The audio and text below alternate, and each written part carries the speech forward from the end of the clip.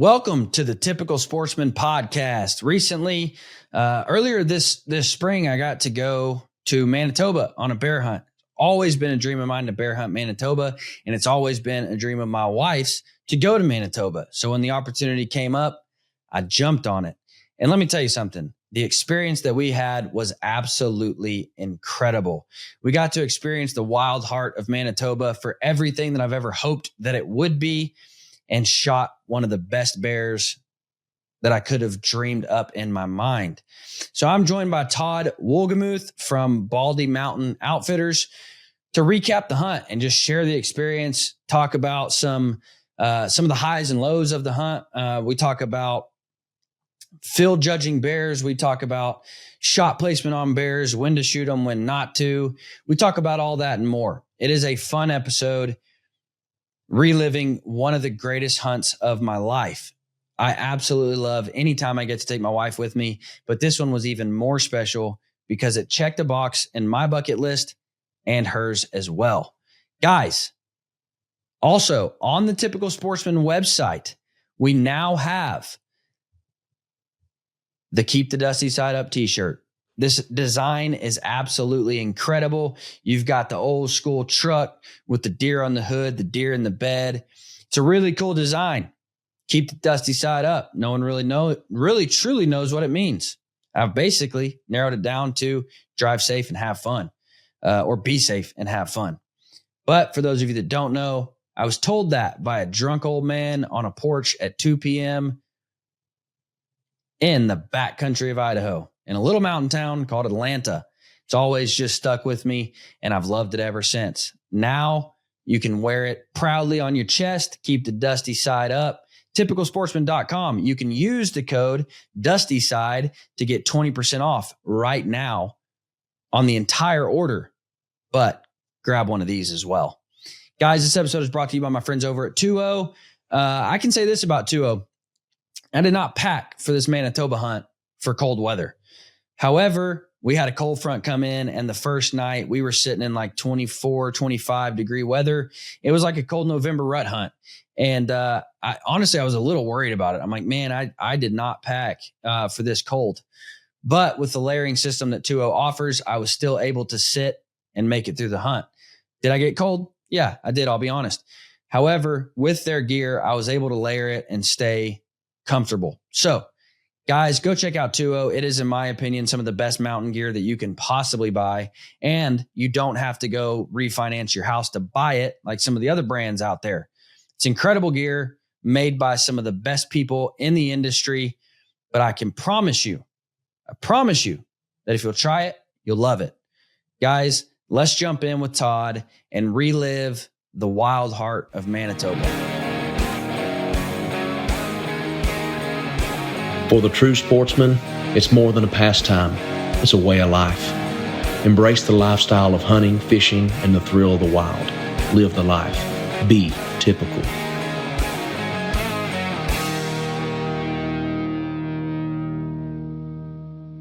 Guys, there are a lot of names that you can trust in the archery world. However, not many stick out as much as the name Lancaster Archery.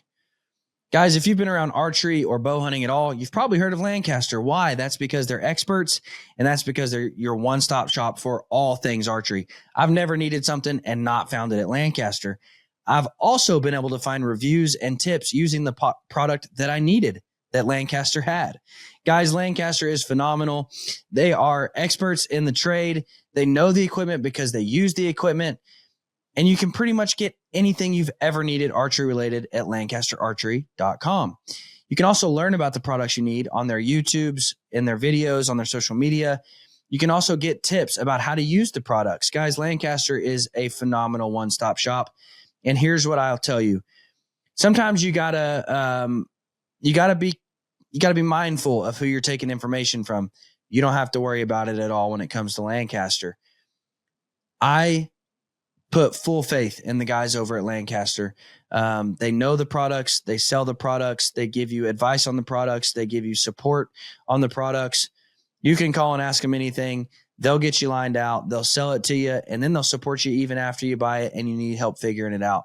Guys, go check out lancasterarchery.com for everything you need archery related.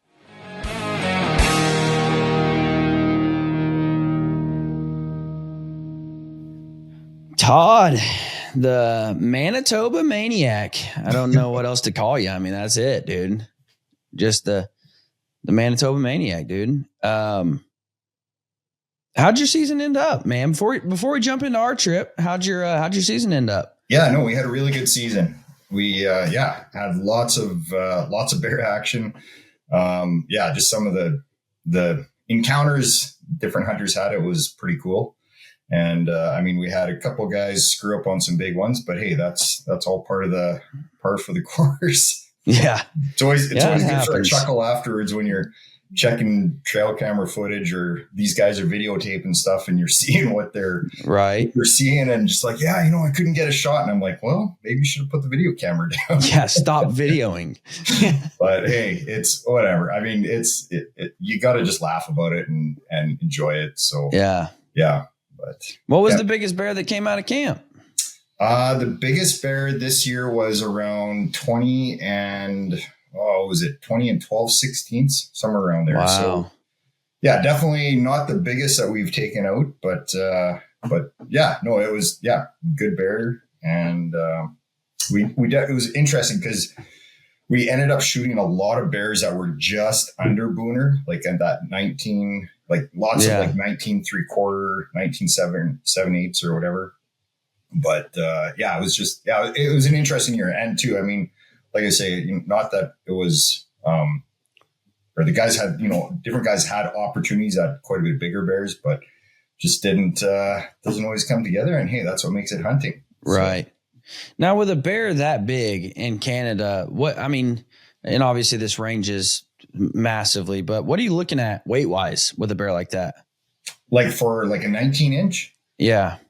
Oh, they can be anywhere from, like I've seen them like, 230, 235. And generally like once you're over that 300 pound mark or like 325, 350, they can kind of range anywhere from there. But I mean, we've had some booners too, like, that they'll just barely break 300 pounds. Like they're, 290 or something. It's a lot of it is just, the genetics too. And, once they have those genetics, it's just a matter of them filling out now and getting those bigger weights. Yeah. Yeah. That's something that, before we started, we were talking about mine and Krissy's trip to Idaho. And it's just so funny because like you kill the bear and you think, man, this thing has just a big old pumpkin head, but for some reason, all the bears out west there, they just have really, thick, fatty steaks on their heads. And once you cut those off, you're like, man, that head's not near as big as I thought. And the bears might, weigh a good amount and the head might look like a big old pumpkin, but the heads just usually don't score well. And once you cut those steaks out, it's just like, man, where'd the head go? Like now it's not near as big. But it seemed to me like, and of course we only looked at the one I killed, but it seemed to me like the heads, stayed pretty true to what they look, to what they appeared to be. Yeah. And I know too, like I've guided like all over Canada, like from BC, different parts of Manitoba. And I know I did quite a bit like Eastern Manitoba and, we would shoot like, 3, 4, I don't know if we ever actually took close to 500 pounds there. But none of those bears like even reached booner. Like they were all like under 19. But too, it's just different genetics. Like different areas are going to have different genetics. And like that's what I love about the ducks there, like the area that I've got there too. Because you can always get the width, but it's the length that is always, I find, the critical one. And like the bears in that area there too, the genetics, like it's just, it's crazy how like they have the length, so they just score really good. And then on top of it too, they just have really big frames on them too. Yeah. And man, Manitoba, it's just, and like you said, even more specifically, the ducks there, just a special place, man. I just absolutely fell in love with it. And, I shared with you, it's always been a dream of mine to bear hunt in Canada. And Krissy shared this dream to just go to Canada. She's always just wanted to go to Canada. And so when this all came about, we were just stoked. anytime you get to share a trip with your wife, it's just even that much more special. She never, I think it's been since probably 2019 that she's even went with me on a hunt. And so, it's been a long time. And this year we ended up getting to do 2 trips together, but I really wasn't sure if Idaho was going to work out or not. And so being able to go on a trip with my wife, Manitoba, especially to a place I wanted to hunt, she wanted to go, like it was an incredible experience. And so kind of how all this came about, just so everybody knows, Colby there from Bear Hunting Magazine, which he kind of hinted at it in our podcast that we did, having an opportunity to hunt in Manitoba, and that might be a possibility. And, really I didn't think much about it after that. I was just like, yeah, I'm sure he has all these opportunities all the time, and, they just come and go. And so, but then a few weeks later, he texted me and he said, "Hey, so do you want to take that Manitoba hunt?" And I'm like, yeah, of course. And so when I knew it would work out for me to bring Krissy, it became even more special. And for those of you that listen, you kind of know the where we're at in life. We're planting a new church, and so just been really, really busy. Basically just full bore, work and trying to get that started and going. And so a vacation was much needed, and which just made it even more special. And so we headed to Manitoba, man, and kind of talk about, because we did get there early. So talk about the timing of, when the bears start coming out and when you start seeing bears, and then kind of how that aligned with our trip there as we rolled into camp. Yeah, like for this year or just in general? But both. In general, kind of what you've seen over the history, but then, kind of what it was like this year as we were coming into camp. Yeah, no, for sure. Like this year we had more or less kind of an average spring, like for melt or like in the snow dissipating. But yeah, generally, like it kind of all depends on each year, like just how the spring is. Like once you get more snow melt, yeah, the bears start coming out. But even when we do have like a really late spring, like it's kind of like, say, like, the whitetail rut, like, yeah, with the daylight, like as you get longer or shorter daylight hours, like there's an internal clock, and then it's like, okay, it's time to get out. Like I'm done being in hibernation here already. And that's what I find with the big boars. Like no matter how late of a spring we end up having, they are always out at the beginning of the season, like for opening day. Like we might have 2-3 feet of snow still on the ground, but you go to the bait sites or when I'm even checking sites, like, 2 weeks prior, like you start seeing tracks, cut right through the snow, and you're just like, okay, what in the world? Like, where are these guys coming from? Yeah. It's still full winter, but yeah. And two, I don't know, like I haven't done a ton of pre-baiting in other places like I have now in the ducks. So I don't know if that's something that's, a little more unique there as well. But I definitely noticed different changes because like in the Duck Mountains there too, like you have an elevation change compared to a lot of other places in Manitoba, or where they call them like flatland tags or whatever. Yeah. But with that elevation and the area that I've got, there's a real south facing slope or whatever. And I really notice, the bears are always out first on that side as opposed to higher up or like right around like where Blue Lakes are, like where we were staying there. So that's always kind of the nice thing too, is you get such a variety of the melt or just as the spring is coming on. So that can change a bit. So, it's, yeah, like it does change, from area to area in the park there. Cause I know like even on the further north end, like it can be like easily 2.5 week difference of like even green up or just when the bears are actually, hitting the baits. So it's a big variation there. Yeah. So, yeah, but like, for you guys there too, like I was out, 2 weeks before there, and yeah, definitely the bears were, already starting to hit the baits. And yeah. And then too, what happens is, those big boars, they generally will hit those baits in the dark at first. So it's always good, or like you kind of need to give them like a week, or sometimes up to 2 weeks or whatever, once they or when you can actually catch them, like, or I catch them on trail cameras when I'm like, okay, yeah, now they're hitting it during the daytime. And sometimes too, I mean, it's not like the same thing with every bear, but sometimes you'll get a big bear and, the first picture you have, he is in the daylight already too.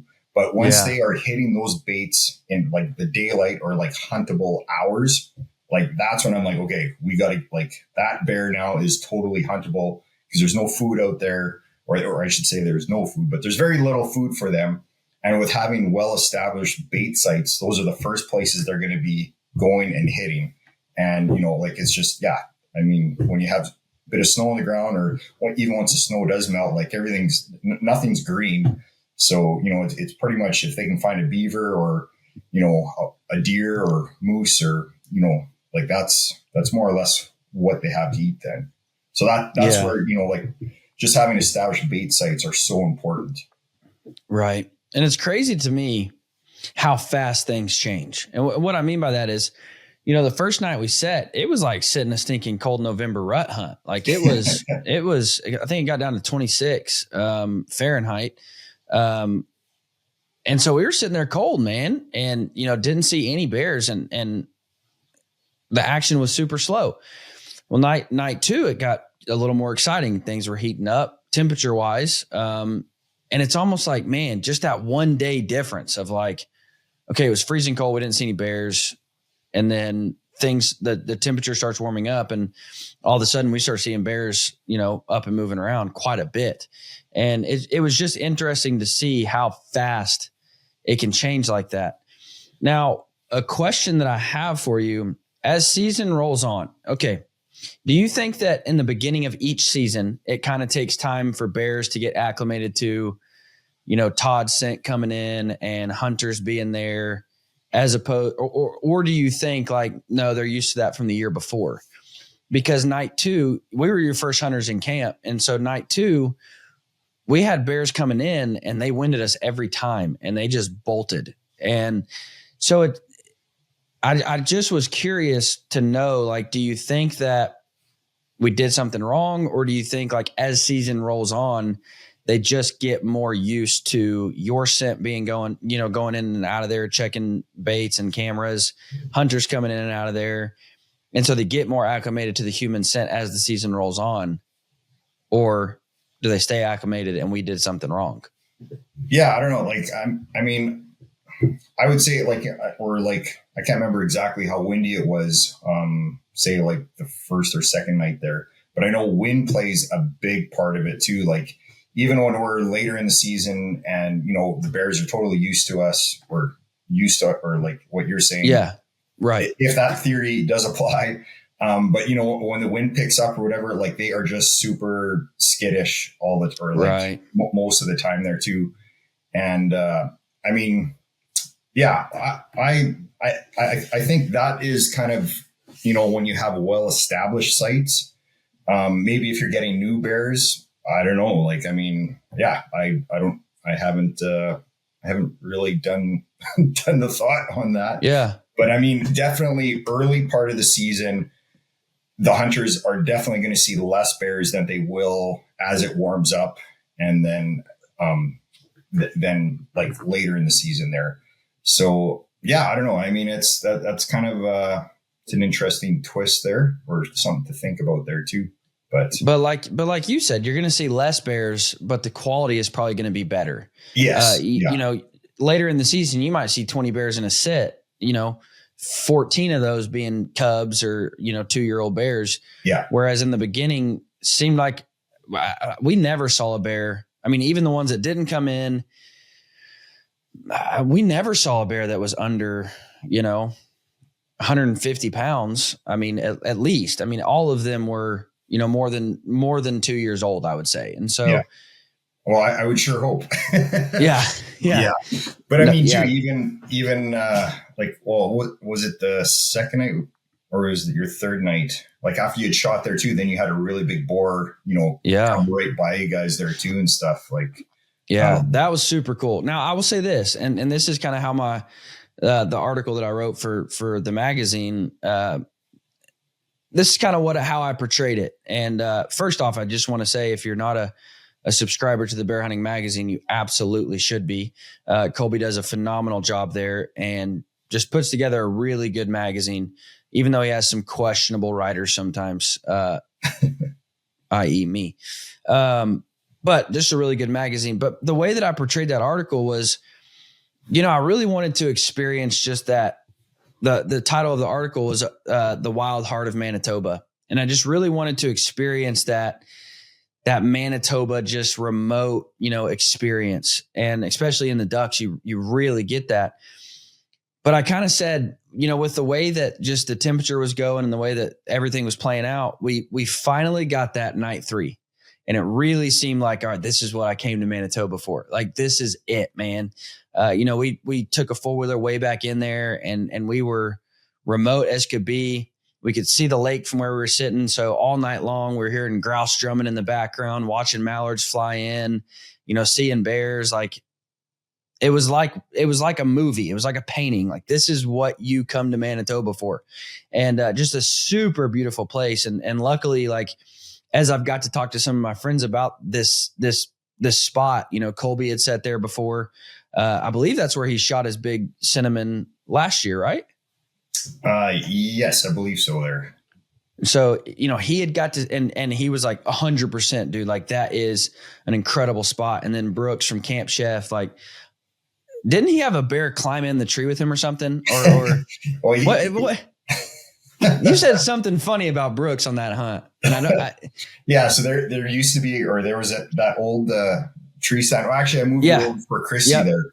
So when we came in, there was a big blonde sow. She was up in that, just chilling in the tree, just taking a nap up there. And then, I was like, oh yeah, whatever. I was like, go get up your stand. And we were taking footage and videos of it. And he's like, well, can I shoot this thing? I was like, well, no. This is a sow. Like, we're going to just let it go. But it was just, and then, just video or with them videoing it too. They were like, okay, well, we can't shoot a bear in a tree stand. He's like, that's going to look ridiculous. I think it will look epic. That would be awesome. So, we had a good laugh about it. That's funny. So but both of those guys are like, oh man, that spot is just unbelievable. I mean, you're never bored because you're always watching wildlife. You're seeing grouse, you're watching ducks fly in and out. Like it was just, that was what you think of when you think Manitoba. Like, when you think I want to go to Canada and hunt, that is what you dream of. And so, like, as soon as we get there, I think I even said on camera, like, this is what you come to Canada for right here. You've got grouse, you've got ducks, you've got bears. Like, this is just an incredible experience. And honestly, we had not sat there long. And you had told us there's a gorgeous cinnamon coming in here. And Krissy was sitting there and, well, actually, let's take a step back. While you're still down, on the ground talking to us, like, is everything good? You're set. Krissy says, hey, there's I just saw a big black bear run across there. And honestly, like, she had only seen 2 bears in the wild before this. And it was the night before when they got skittish and ran off. So I was just kind of like, oh, okay. Did you did you really see a giant bear running through there?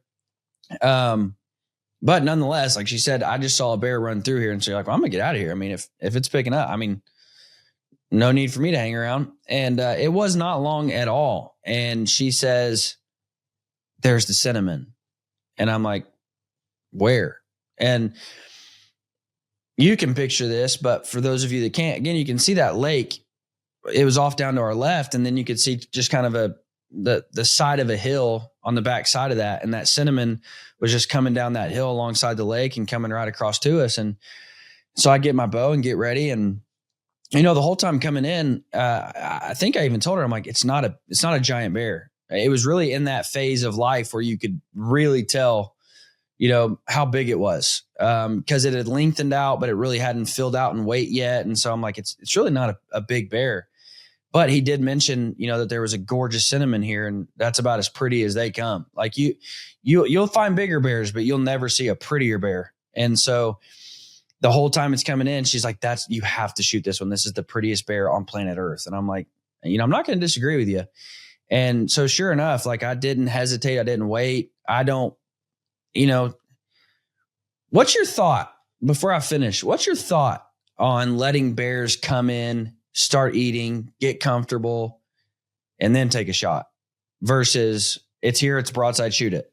Yeah, no, definitely. What I always tell my hunters, you know, if you know this is the bear that you want, you know, take that first opportunity. I mean, yes, but like, or, you know, but if you're not comfortable with that shot, or say, you know, it's, you know, they're kind of skirting you, like, just be patient, because they are more or less, they're coming in to eat.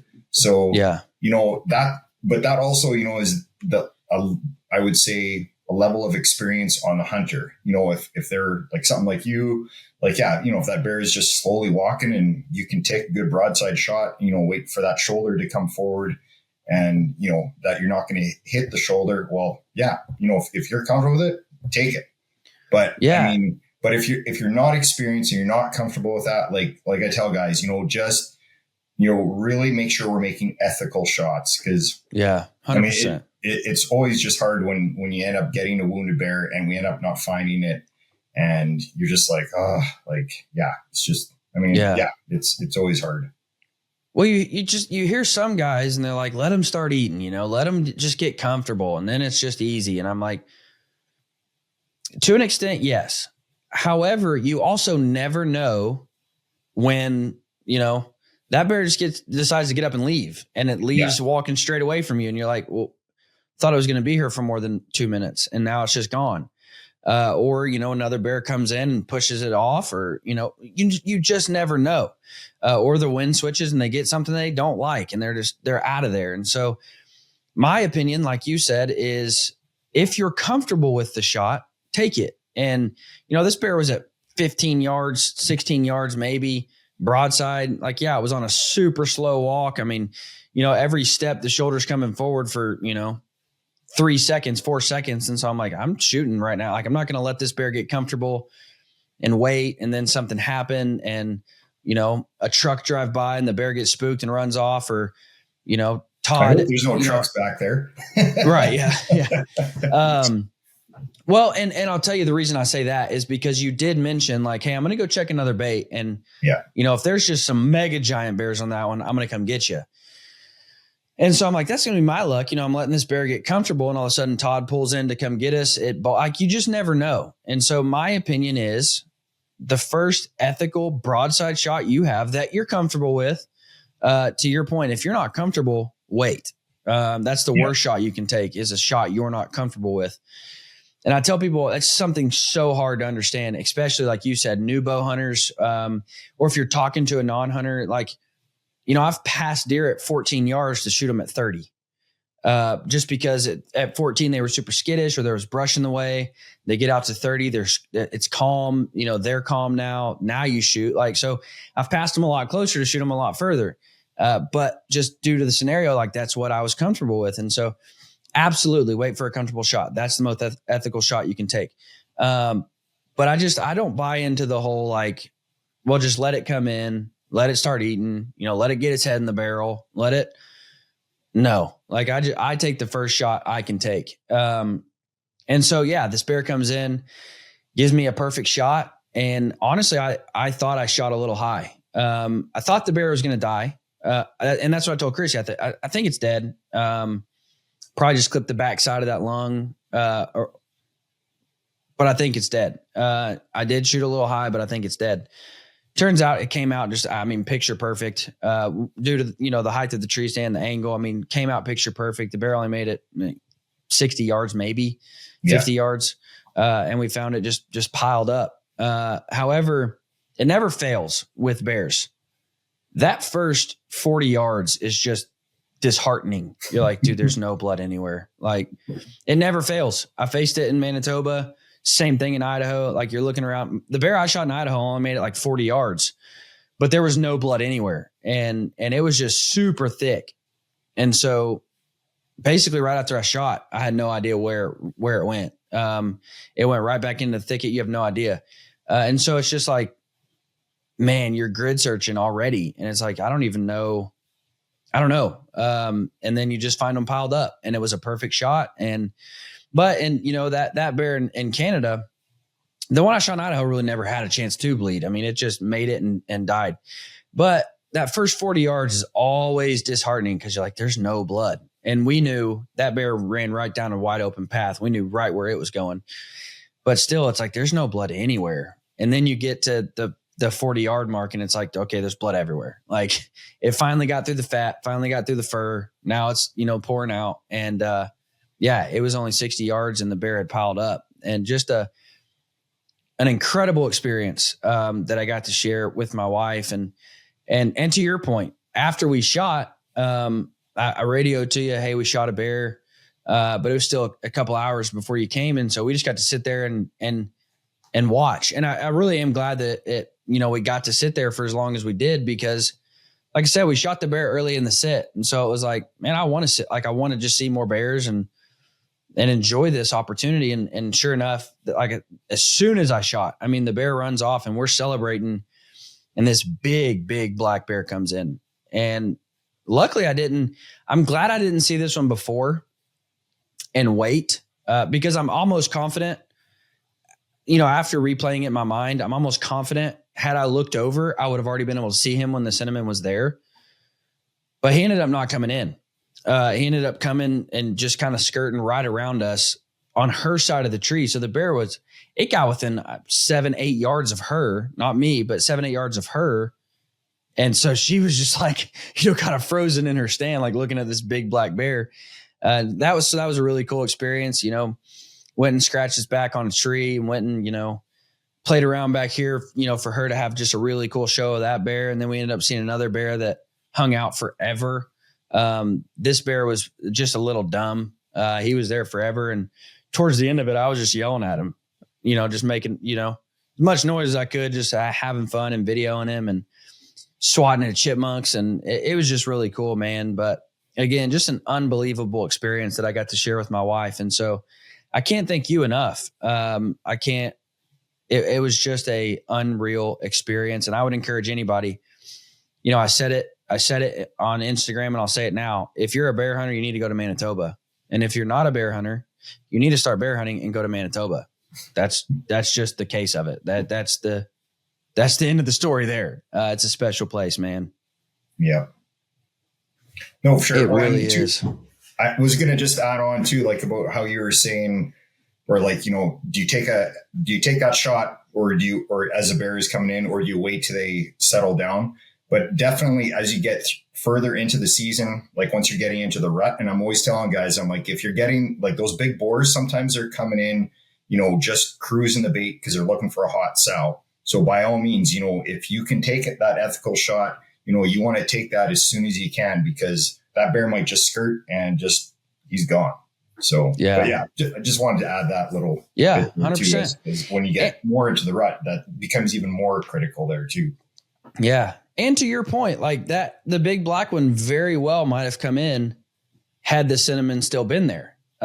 Very well could have happened. I mean, he could have just, wanted to show I'm bigger and badder than you, push the cinnamon off and have a snack.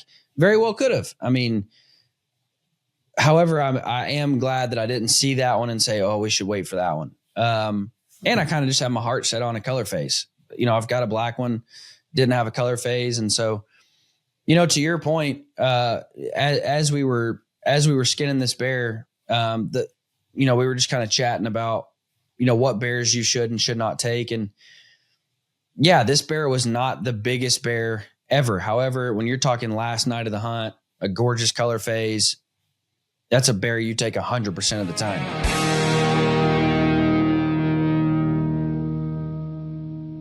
It's not often that a new company comes along in the archery world and just absolutely changes the game.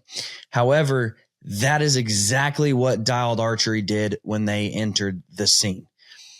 Pretty much took the archery world by storm, and for good reason. Now, if you followed me, my review of the Arxos. There was some things I didn't like about the Arxos. However, when the proof was introduced, here's what they did. They took all of the customer feedback. They took all the customer feedback so well that I believe with the proof, they have created a perfect sight. They listened to what the archery world wanted and needed out of a sight.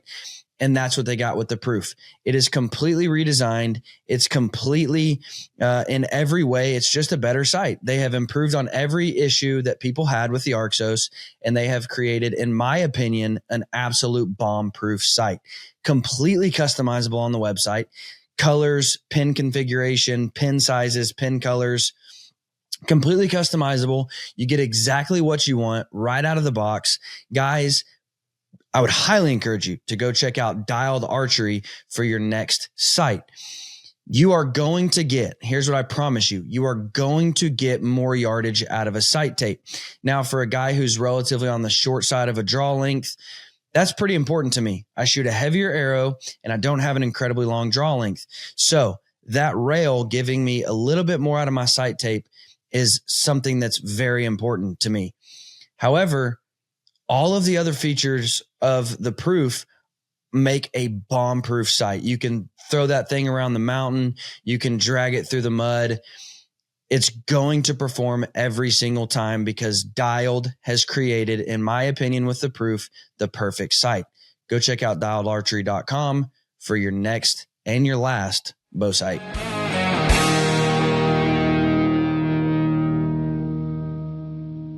So you got hunters rolling into camp and they're asking you, okay, Todd, what kind of bear should I shoot? What size should I be looking for? If you could have your client kill the perfect bear every time, what would that be? And how does the hunter know what they're looking for? Oh, definitely. I mean, perfect bear, it might sound a little higher or whatever, but, definitely high 200s, into that 300 pound range class. But generally, what I tell guys, just because these bears, they have such big frames on them, you can get, even say 100 say like a 220 pound bear, his back can be above the barrel. So, or maybe I should back up. So generally what we'll tell guys is, if the back of the bear, is kind of at the height of the 55 gallon drum, or if he's higher, generally, that's going to be definitely a good shooter. But what I really try to tell guys is, don't get caught up in how high, the back is, or, the belly to the ground. Try to compare the volume of that bear to the barrel, if that makes more sense. Yeah. And, and basically what I'll tell guys is, if you look at a 55 gallon drum barrel and you stuff a bear into there and, you got arms and legs or appendages sticking out, generally you're going to have, a 300 plus pound bear in front of you. So, because you get guys that are used to hunting different areas, more eastern areas where the bears generally won't have such a big frame, but, they'll be caught up more in, the belly between the distance between the belly and the ground. Yeah. And, generally, I just say, throw that out, really look at the volume of that bear. And the bears, in our area there too, because their heads tend to be a little bit longer, when you start seeing an actual V in their head, skull wise, more than likely you're going to be probably in that 19 plus inch range. So it's, and bears are just so hard to judge too, without having antlers and stuff. I see them all the time. So, especially even looking at trail cam footage, I try to educate guys as much as I can on it, but, really just it's looking, or the biggest thing is I just tell guys, the volume of the bear. And especially, say, with boars and sows, one of the biggest things for me to be able to tell, if it's a sow, is really looking at the front wrists, looking at those front arms. Because, yes, the sows are going to have more of a V-shaped head, or, they're going to have more of a feminine head. But you get an older sow, and we can get some sows up here too, they'll be close to 500 pounds. Right. So, it's really hard, but when you get those big sows, generally they're going to be lower, they're not going to be as tall. But if you look at their front wrists, they just kind of look goofy in proportion to the body, or to the size of the body, where generally, even the younger boars, Like if you look at their paws, like I always tell the guys, you know, if they got big mitts, you know, generally you're going to see that right away even on the younger boars. But for me, that's a big thing. How I can tell, or the easiest thing for me. But that's me. So I know everybody's different. But yeah, you know, volume of the bear to the 55 gallon drum barrels. That's always, you know, that's the simplest way I can always put it. Yeah, no, absolutely. Now, do you do any fall hunts? I think we talked about it, but now I don't even remember. Yeah, I used to. I've completely stopped doing fall hunts for a couple of reasons. Number one reason, their hides are just way more superior in the spring than in the fall, even when we're going right to the end of the season, like, you know, June 20th or so. What happens is when they're coming out of hibernation, and two, like I don't know if that's more, I mean, kind of unique with the ducks or whatever too, but definitely they hold their winter hair. They don't really shed their winter hair till well into July. So, you know, really? They're like some of these, you know, like they'll have like 2-3 inches of hair, and then plus all the wool inside there too. Like it's super thick. Where with a fall bear, yes, they will be generally about 30% heavier. They'll from their spring weight to their fall weight. But you look at their hide and it's like max 3/4 inch long, and it's just super sparse. The bears, like, don't get me wrong, the bears, they look awesome. They look really good. But when you actually start taking that hide off and doing taxidermy work, to me, like, or most good taxidermists still say, yeah, it's a night and day difference from a spring to a fall bear. And not that you can't still do good taxidermy work on a fall bear, but it's just if you were to harvest that same bear in the spring, yeah, it's just a night and day difference. So yeah, so that's a big thing for me. And just even in the quality of bears that we harvest, I would far rather take them in the springtime than in the fall time. I know you don't like the word harvest. I should say kill or take. But on the bears that we take or whatever, you know, it's just, and two, you know, even just, I'm big on, you know, really making sure like we respect the animals that we're shooting, you know, we're taking ethical shots and just conserving, you know, high quality animals too. So for me, or the way the season works in the fall time, it just, we can't harvest or we can't kill them when they're at their prime. Cause basically you got to wait till like mid-September, you know, that October. But like for the ducks there, we can only hunt the first 2 weeks of September. So then if we are hunting later, then I have to hunt the outside edge of the park, which, I mean, yeah, it's more complicated. So yeah, for myself, I've just totally scrapped doing the fall, and we've been able to sell all of our tags for the spring. So we just do it in the spring. Yeah, no, I got you, man. Now, this is something that I kind of touched on with Colby in our episode, but I'm curious to hear from a guy who has seen bears shot with everything under the sun. What do you say the picture perfect arrow setup is, specifically broadhead? I mean, if a guy rolls into camp with mechanicals, do you just, what do you tell guys if they call you and they say, what kind of arrow setup should I have? What do you tell them? Basically, I mean, it's same with rifle guys, you know, like when guys are like, oh, you know, what caliber should I bring here or whatever. I'm like, I'm going to deflect it a little bit here, but like with the rifle or whatever, I always say, you know, a 30 caliber, but by all means, you know, and same with bows, shoot what you are comfortable with. Like, I don't want you guys all of a sudden switching up and, you know, shooting something that you're not comfortable with, or you're like over gunning yourself or over arrowing yourself. Yeah. But I mean, for myself, with the experience that I've had over X amount of years, I've been guiding since I've been 18. So whatever, 44, let you guys do the math on that. But in my experience, I'm definitely a fixed blade guy.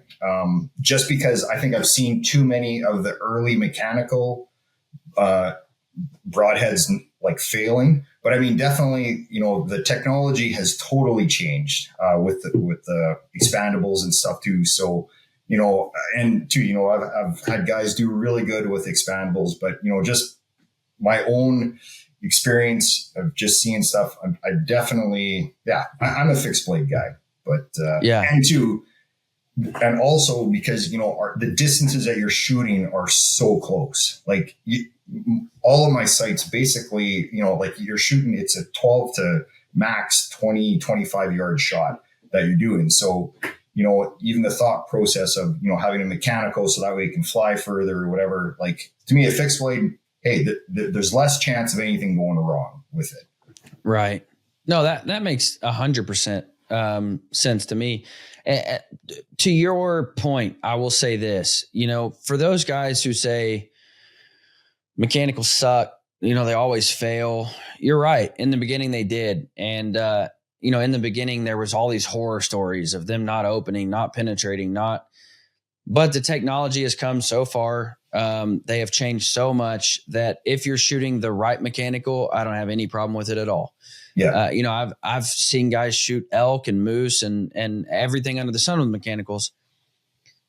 Problem is your arrow needs to be set up for the mechanical and you need to be shooting the right kind. A cut on contact that can't fail, essentially. There are in my opinion, fail proof, as much as you can say that, because anything can fail. But fail proof mechanicals where if you as an archer do what you're supposed to do, the broadhead will open and will penetrate. So there are mechanicals out there that I'm not against. However, I'm with you, man. And I will say this, I am a massive fan, especially after this year, especially after just the bear hunts that we've been on.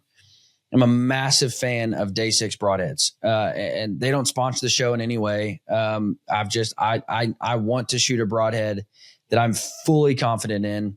I ended up shooting the bear in Idaho with the same exact head that I shot with yours. Honestly, I didn't even need to sharpen it. That going through that cinnamon didn't hit anything hard on the backside, just went into some dirt. And so I just washed it off, shot the same bear in Idaho with that broadhead. Shot the bear in Idaho with that same broadhead. And I'll tell you, Todd, that the bear I shot in Idaho, it was absolutely devastating. It was now I don't even remember. I would have to go back and if you listen to the episode I did in Idaho and I'm wrong, I'm sorry. I think 32 yards. So it was a longer shot and the bear ended up spinning just a little bit. And so it went almost like it did go in quartering away. I'm not saying it went through completely lengthwise, and then the bear ended up, going back to bite at the broadhead. And so it split its skull too and still passed through and buried in the dirt. So it's like, man, I'm a massive fan of them. I will say with bears, I am more interested in a big hole to help get as much blood as possible. They just don't bleed, man. They don't bleed well. Like I just talked about, they've got all that fat they have to get through, all that hair the blood has to get through. They don't bleed well. And so I've shot a bear. I know, like, this bear has to be dead. I knew it then, I know it now. But I shot it with a single bevel, it just made a perfect slit in that bear. And so there was just so many hides, so many layers of fat and hide and hair, that slit just got covered up. And so I'm a believer that you need to put a big hole in the bear that's going to be hard for it to plug up with fat and hair. And man, the Day 6s performed really well. And I've only shot one bear with them I didn't find. And that was a chest shot, went in the chest. The bear bled like crazy, but just made it into an area we just couldn't find it. I mean, it was just so incredibly thick that we would have had to burn it to find it. I mean, so I was just curious, man. I always like hearing from outfitters because, again, they've seen everything. They've had guys try this. They've had guys try that. They've seen the blood trails from this and they've seen the blood trails from that. And so I always like asking outfitters, what do they think the perfect setup is? Yeah. Well, and too, like, just going back to confidence too, like, if you have a guy, that is like, I'm not totally sure, can I actually make this shot? Or, I switched up my broadheads, but, I haven't been tuning or haven't totally dialed in. Like those mental games too. Yes, even though you're taking close shots, But man, it's crazy how many times, guys screw it up, even at those close ranges. But, just having that confidence, like, no, I'm going to make this shot. Like, I can do this, then I would far rather have them shoot something that I'm not totally, or like I have as much experience with. But I mean, it still needs to be something that is ethical for harvesting that animal. Yeah, 100%. And that's why, like, so many people ask me, like, what's your effective range? And whether they're talking recurve or compound, the answer, or rifle, is the same. If I see an animal and I'm fully confident I can shoot and kill that animal right now, that's the effective range. Yeah. So again, there's been animals at 13, 14 yards where I'm like, I don't think I can kill that. So in that moment, my ethical range was not past that yardage.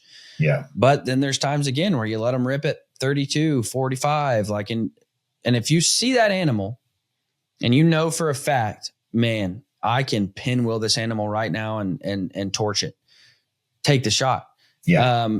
But being confident in your ability to do so is far more important than what you're shooting. We talked about this on the Idaho episode, but it's something that, this was Krissy's first big game animal. And she ended up missing a bear night one, which I'm really glad she did, because then I got to be with her to shoot hers, because I shot mine night one. So then I got to be with hers. So I am glad she missed, because then I got to be with her. But going into night two, her confidence was shot, man. Like, it was just gone. And I'm like, babe, like, I'm telling her the whole time, because then the next day at camp, she was just shooting and shooting and shooting and shooting. And so the whole time I'm trying to explain to her, I'm like, babe, listen, you just shot 40 arrows and all of them were kill shots. Like, you can make this shot. Like, and I was just trying to get her to understand, like, you have to have confidence in your ability, because if you're already questioning before you shoot, like, you're going to miss. There's not many times where you're questioning your shot and your ability and then you still kill the animal. So, I was just trying to build that confidence back in her of, like, you can do this. Like, I've seen you do it 100 times. You can shoot at 20 yards. You can hit an aspirin at 20 yards. So, like, just pick a spot and shoot it. And sure enough, night two, she just pinwheeled it. But it all came down to just trying to get that confidence back in her, Yeah, no, 100%. So not guiding in the fall, what's your fall look like, man? You got any plans to go kill some stuff yourself or what? Yeah, I just booked a moose hunt, or got my flights booked for that. Ooh, so do that. Where at? And I do that kind of every year. That's kind of my little getaway from technology and the phone and everything. So where's that at? I do that in northern Manitoba. So, very cool. Yeah. Yeah, that's definitely a bucket list, like, dream hunt. That would be super cool. Yeah. You've had some incredible experiences. Yeah, I mean, you were just sharing some stories, and man, just that remote, wild Manitoba, and I'm like, I got to do that someday, man. Yeah, yeah, and then whatever too. Well, I'll end up doing some whitetail hunting around locally here too with the girls here too, and it's always fun getting them out and having the kids with you there too and stuff. Oh, for sure. Yeah. Is moose your favorite species to hunt? Oh man, I don't know if I have a favorite species. Like, I mean, bears are so much fun. Deer is fun. Moose, elk, doing all the mountain stuff too, like sheep and goats. Like, just, being in that element too. Like, it's, I don't know. It's all, I don't know. I just love it all. I just love being out in the wild and, just experiencing it. So let me ask you this. If I were to say, Todd, I'm going to send you on any hunt tomorrow, tags are no object, money's no object, time off, no object, your wife ain't going to be mad. What species are you going on? Probably right now I would say a stone, just stone sheep. Oh my gosh. Yeah. Yes. I used to live in BC, so I had a couple opportunities of doing that there too, but the last one, I took my little cousin with me and we had 2 rams, and we ended up, I don't know, I was being too nice of a nephew or cousin or whatever. And I said, well, okay, you know what, let's flip a coin here. Because the one was like a no-brainer. It's like, we're totally going to smoke this one. But the next one, he was going to jump up, and then just the way it was going to be a lot longer shot. and we were like looking right over the mountain, and the wind's just blowing and your barrel is just like swirling and whatever. So he won the coin toss, so he got the first shot, smoked that one. And it didn't quite work out as good for me. So just that's one species that's always kind of left on my bucket list there too. So that's why you're supposed to say heads I win, tails you lose. That way, either way, man, you're in. No, I tell everybody, like, I don't care what your dream hunt is. Like the number one list, like, that I would like to go and hunt would be a giant coastal brown bear. Like, number one, that would be it.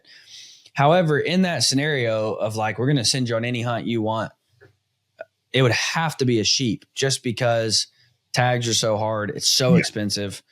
Like that. I mean, you're looking for a stone sheep, $60,000. I mean, to go kill one. I think it's even more than that already. Probably so. So again, like, if you were going to do that, like, I would have to say a sheep, even though it's not top of my list. Yeah. Chances are, one day when kids are gone and I can probably afford a coastal, but I'll probably I'll never be able to afford a sheep. So you just don't get that working in the nonprofit world. So I would love to kill a coastal brown. But again, if you were to say that, like, it would have to be a sheep. And it's like, stones are the prettiest, like, by far. It would have to be a stone for me. Yeah. So we're in agreement there. I never really even thought about sheep much at all. And I remember the first event that I went to for Pope and Young, there was this mega giant stone sheep, full body, laying on a rock. I mean, just the coolest mount ever.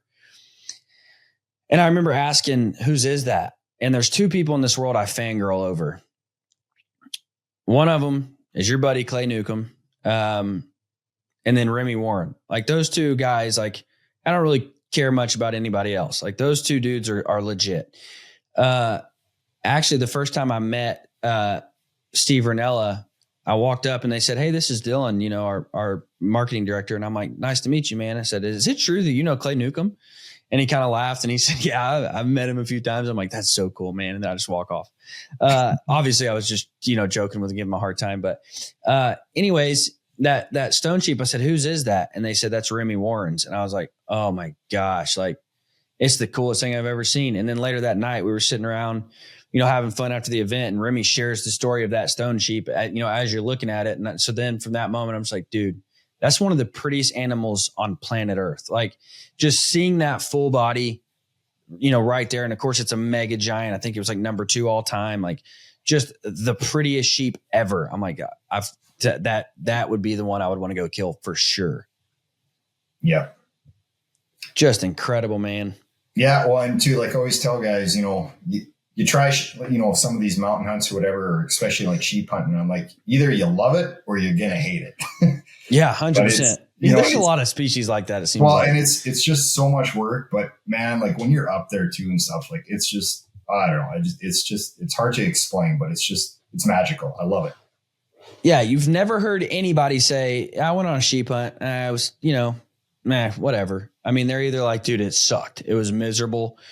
Or they're like, "That was the coolest thing on planet Earth." Like, yeah. But even when you have miserable weather, like, it's just the things that you see up there too. Like, you're running into like mountain caribou, you're running into grizzlies, you're running, chances of seeing wolverines. Like, it's just like, and then when it clears up and you just get to sit on a mountainside and you're just watching the hillside, and it's like, okay, yeah, there's some sheep over there. There's a goat over there. Oh yeah, look down there. There's, caribou. Oh, here's a moose now coming. And you're just like, for sure. How am I like seeing, like, and this is all like in a matter of an hour or something. And you're just like, this is so crazy.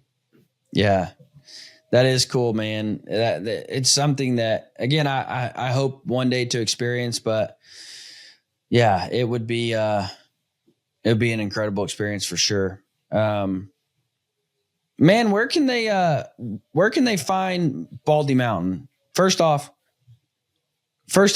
like, if you're planning Manitoba, look at the Duck Mountains. I'll never forget, I was on a staff call, and Jim Willems, which is the past president of Pope and Young, he was on that call as well. And he hunts with Scott over there at Scott Smith. Canada, not Canada North. Canadian Wilderness Outfitters. Canadian Wilderness Outfitters. And so he always hunts up there.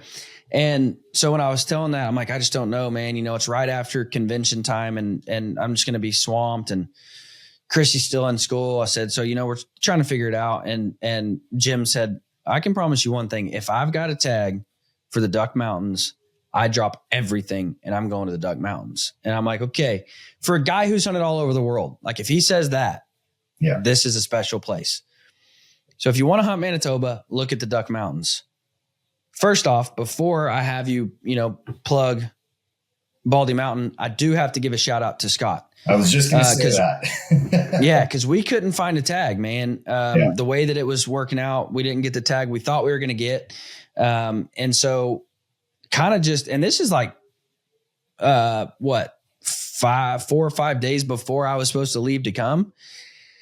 And it was like, man, like everything else worked out perfectly. Krissy got the time off. I got the time off. We were going to go and this was going to be an incredible experience, but then we can't find a tag. So I called Jim and I'm like, hey, can you send me Scott's number? And I had dealt with him a couple times through Pope and Young. And luckily he recognized me from the podcast. He, knew who I was and really just honestly just wanted to help us out. And just an incredibly kind gesture. He gave us the tag. This was his tag to use. He had every right to keep it. He had every right to say, no, this is, my tag allocated to me as an outfitter. But he was incredibly generous and gave us that tag so that we could make this hunt possible. And so massive shout out to Scott. You made this possible. So thank you so much. Todd, where can they find you at though? Baldy Mountain Outfitters. Find me in the Duck Mountains. There you go. Yeah. Just drive to the Duck Mountains and drive around and just yell for Todd. He'll find you. Just look for Baldy. It's the highest elevation in Manitoba. So yeah. I got a website there. It's baldymountainoutfitters.ca, not .com. But yeah, you can find me there. I do have an Instagram account. I sure have not been doing a whole lot on it recently because just trying to take a break with social media. But I got to get back on the bandwagon there too. I got a YouTube channel from some older hunts there and stuff there too. But and too, I don't know. I'm always kind of like I tell guys, I get tons of emails and inquiries like that. But I tell guys, I'm kind of a little more old school. If I'm happy to talk to guys on the phone too. So, hey, just talk bear hunting, or even if you end up picking somebody or going with a different outfitter, I'm just happy to educate guys on outfitting and like what to look for in a hunt too. And I just want to just help the next guy out and make some more bear hunters. Yeah. Now, before we go, we got to jump back because we missed something that I want to discuss real quick. But before I ask that, let me just say this about Todd and Baldy Mountain. I appreciate the fact that you were incredibly diligent. A lot of people after the first 2 rough nights, it's just kind of like, man, well, we're going to just hang in there, see if we can get it done. But you work on the fly, like, hey, let's go try this new area. Let's run over here and check this. Let's do that. Constantly checking cameras, constantly seeing where can I put these guys for the best opportunity, working truly night and day to make it a great experience. So a phenomenal outfit. I don't judge outfitters based off of if I kill an animal or not because it is hunting. So I've hunted with some phenomenal outfitters that I didn't kill an animal with. And I've hunted with some poor outfitters that, I got lucky and killed an animal. But the experience was horrible. It was more luck than the effort the outfitter was putting in. And so I purely base that. Like one of my favorite outfitters is Ace Outfitters, and I've never killed a bull with them, but they're constantly always working hard. It's never like, well, man, we're just going to, see if we can get her done today. It's always, we're going to bust our tail and make this happen. So just a phenomenal outfit. The facilities were incredible, sitting on the most gorgeous lake on planet Earth, seeing deer come into camp in the morning. I mean, just the experience of sitting out on the porch, drinking coffee, watching deer come in, shooting your bow by the lake. I mean, incredible experience, incredible area, incredible outfit, gorgeous, gorgeous, gorgeous country. So phenomenal hunt. But I say all that to say this. If I hear of an outfitter and I've got dudes that I trust who have went and hunted with that outfitter, if I hear the moment that I posted that I was going to Baldy Mountain, I started getting emails and text messages and Instagram messages of like, dude, I hunted with him back in 2008. Greatest experience of my life. And it's from people I trust. Brooks from Camp Chef, Colby from Bear Hunting Magazine, Clay from Meat Eater. I mean, these are dudes that have hunted everywhere and they're raving about Baldy Mountain. So I'm like, okay, I'm going with a good outfit. Like, no question about that. And then I can't tell you probably 10 messages from people I didn't even know, but that just saw that I posted I was going there and they're like, oh my gosh, dude, you're in for a treat. And I'm like, this is going to be incredible. So Baldy Mountain is a name that you can trust. Like if you're looking to book a hunt, here's what I'll tell you. And Todd, he just said it. If you go with another outfitter, there are other phenomenal outfitters out there. I'm not saying that you have to go with Todd, but here's what I can say. I promise you'll have a good experience. I promise you'll see good bears. The camp will be fun. Todd will work his tail off. He'll feed you like a king. Speaking of feeding me like a king, Todd, guess what I found at my local, very small town, Kansas Walmart just the other day? Surprise me. All dressed chips. I couldn't believe it. Dude, I was walking through there and I'm like, you got to be freaking kidding me. For those of you that don't know, all dressed chips is the greatest chip on planet Earth. I had somebody tell me that 4 years ago and I was just like, dude, that's not even a real thing. And they were like, I'm going to Canada on a duck hunt. I'll bring some back. And then I devoured 3 whole bags, in one sitting. And I'm like, this is the best chip ever made. But I did. I found them at my local Walmart.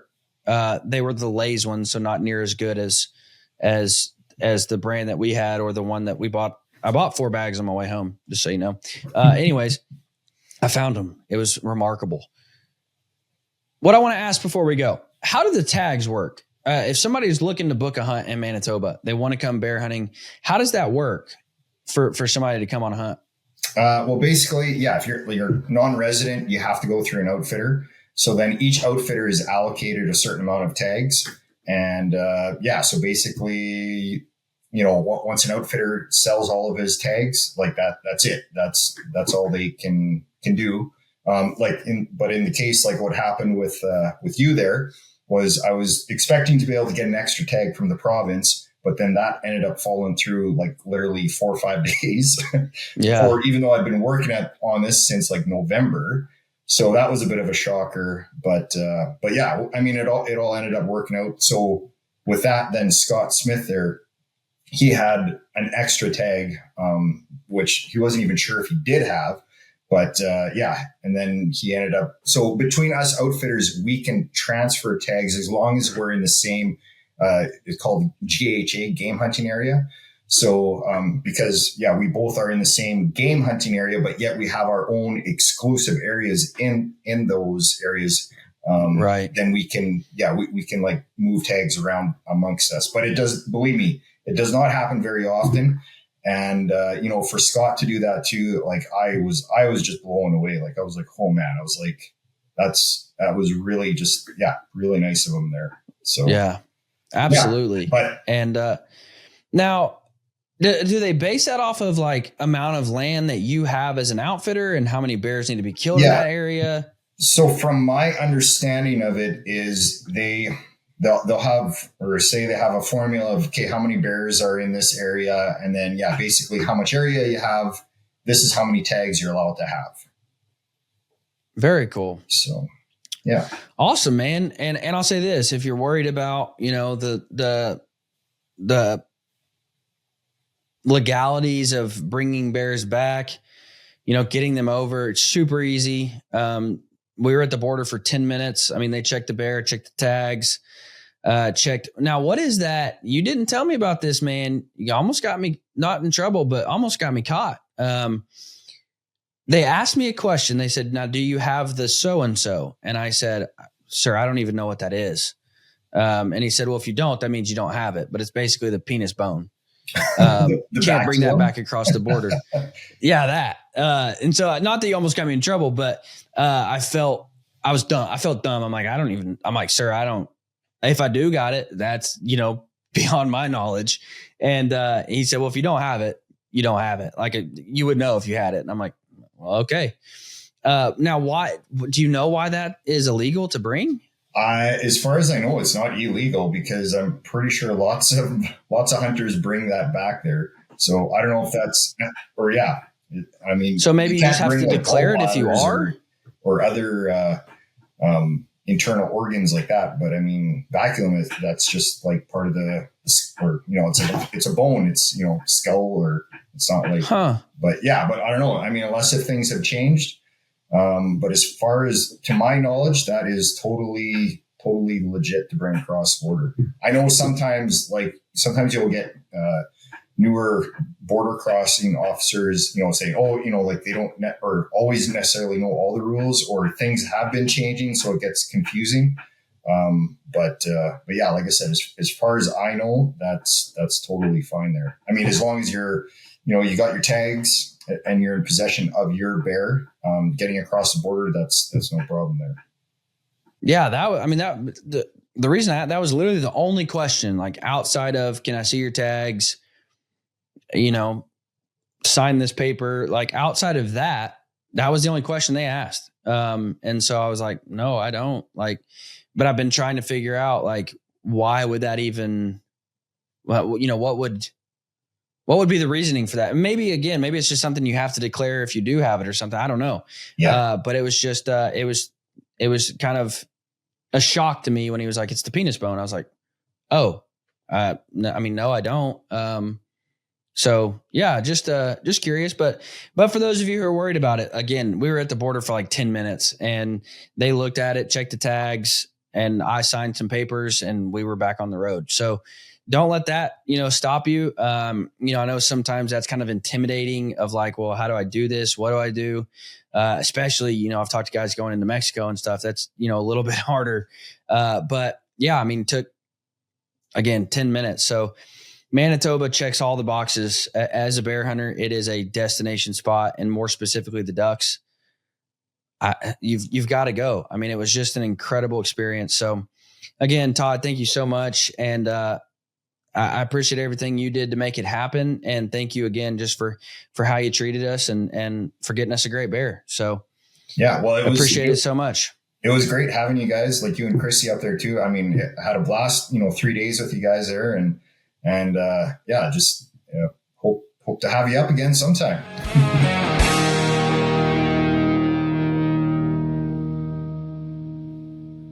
Who doesn't love a good gun?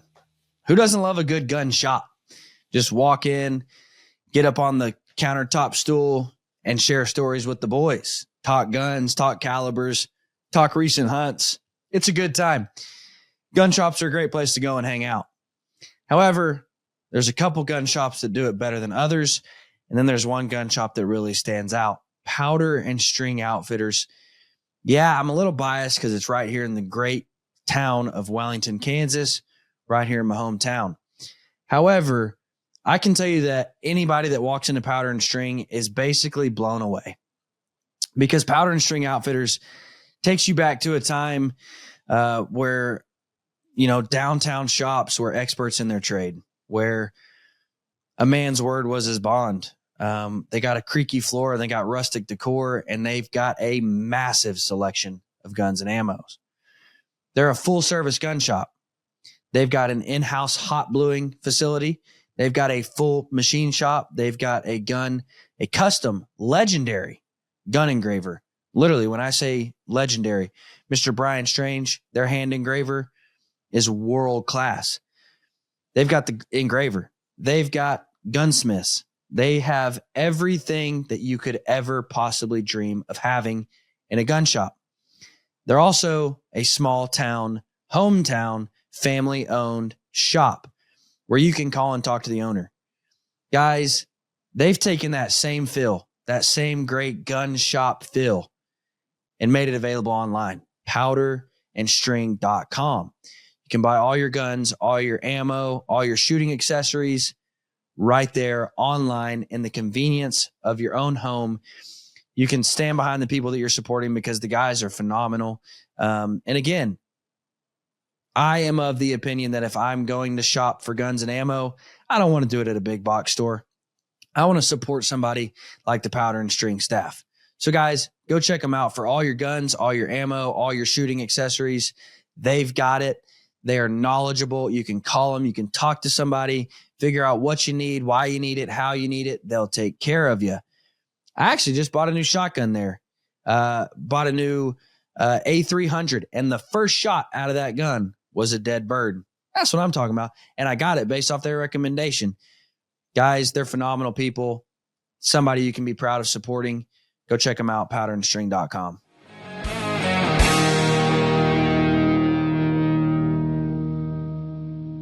Absolutely, man. Now, special announcement before we go. I have started ending every episode, my sign off being keep the dusty side up. It's a saying that no one really truly knows what it means, but it basically means stay safe and have a good time.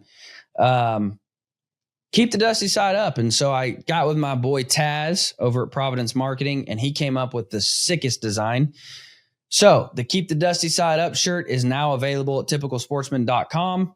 Jump over there and get it. You can use code DustySide for 20% off right now. So jump over to the website and get the new Keep the Dusty Side Up tee. But thanks for listening. You guys keep the dusty side up.